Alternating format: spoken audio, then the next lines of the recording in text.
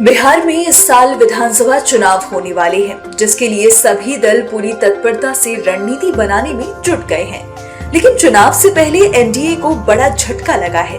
दरअसल पशुपति कुमार पारस ने एनडीए छोड़ने की आधिकारिक घोषणा कर दी है। पशुपति पारस ने इंडिया गठबंधन के साथ मिलकर एनडीए को मात देने की प्लानिंग कर ली है, जिसे उन्होंने अपनी प्रतिक्रिया में साफ किया है। पूरे देश में दो ही गठबंधन है।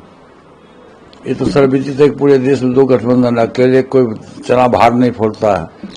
भाजपा इतनी बड़ी पार्टी है जो 24 दल के गठबंधन से पार्टी चल रही है, जो विश्व स्तर की पार्टी है। तो हम लोगों का एक छोटा दल है, तो निश्चित रूप से एनडीए गठबंधन को परास्त करने के लिए इंडिया गठबंधन को मजबूत करना होगा। और जितना भी छोटा छोटा दल है, छोटी छोटी जातियां हैं, सबको मिला करके एक बड़ा गठबंधन बना करके पूरे बिहार के जो मतदाता है वो बदलाव के मूड में है। ये अब जान लीजिए, हम लोगों ने जो 22 जिला में हमने जो घूमा है, खासकर जो हमारा जो वोटर और सपोर्टर है, दलित समाज के लोग हैं, अधिकांश हैं, सब लोग, लेकिन अधिकांश उसकी संख्या है। तो हम लोगों ने देखा है कि सभी लोग बदलाव की ओर है।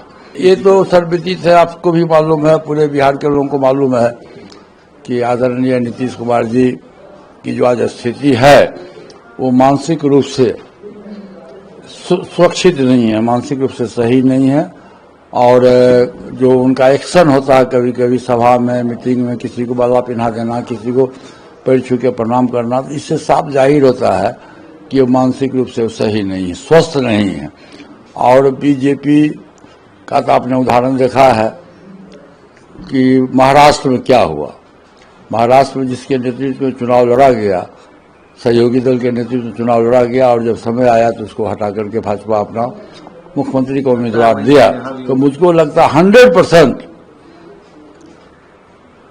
भाजपा के द्वारा ये खेल खेला जाएगा। चुनाव के बाद अभी चुनाव लड़ा जाएगा नीतीश जी के नेतृत्व में, नीतीश जी के नाम पर। और जब चुनाव के बाद यदि बहुमत मिलेगा, जब बहुमत मिलने की संभावना नहीं है, यदि बहुमत मिलेगा तो निश्चित रूप से महाराष्ट्र की पुनरावृत्ति होगी। कहा जा रहा है कि लोकसभा चुनाव 2024 में साइडलाइन किए जाने के बाद से पशुपति पारस भारतीय जनता पार्टी से नाराज चल रहे थे, जिसके बाद वो इंडिया गठबंधन का हाथ थामकर बिहार में बाजी पलटने की रणनीति तैयार करने में लग गए हैं। पूरे देश में दो ही गठबंधन है।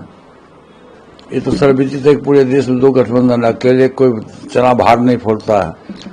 भाजपा इतनी बड़ी पार्टी है जो 24 दल के गठबंधन से पार्टी चल रही है, जो विश्व स्तर की पार्टी है। तो हम लोगों का एक छोटा दल है, तो निश्चित रूप से एनडीए गठबंधन को परास्त करने के लिए इंडिया गठबंधन को मजबूत करना होगा।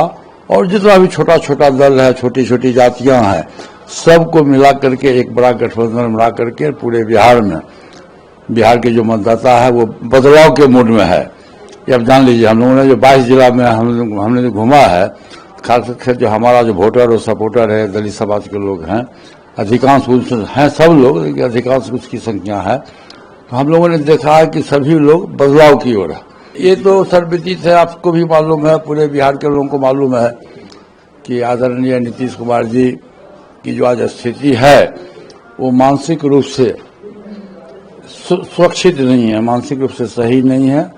और जो उनका एक्शन होता है कभी कभी सभा में, मीटिंग में, किसी को बाला पिन्हा देना, किसी को पैर छू के प्रणाम करना, तो इससे साफ जाहिर होता है कि वो मानसिक रूप से सही नहीं है, स्वस्थ नहीं है। और बीजेपी का तो आपने उदाहरण देखा है कि महाराष्ट्र में क्या हुआ। महाराष्ट्र में जिसके नेतृत्व में चुनाव लड़ा गया, सहयोगी दल के नेतृत्व में चुनाव लड़ा गया, और जब समय आया तो उसको हटा करके भाजपा अपना मुख्यमंत्री को उम्मीदवार दिया। तो मुझको लगता 100% भाजपा के द्वारा ये खेल खेला जाएगा। चुनाव के बाद अभी चुनाव लड़ा जाएगा नीतीश जी के नेतृत्व में, नीतीश जी के नाम पर। और जब चुनाव के बाद यदि बहुमत मिलेगा, जब बहुमत मिलने की संभावना नहीं है, यदि बहुमत मिलेगा तो निश्चित रूप से महाराष्ट्र की पुनरावृत्ति होगी।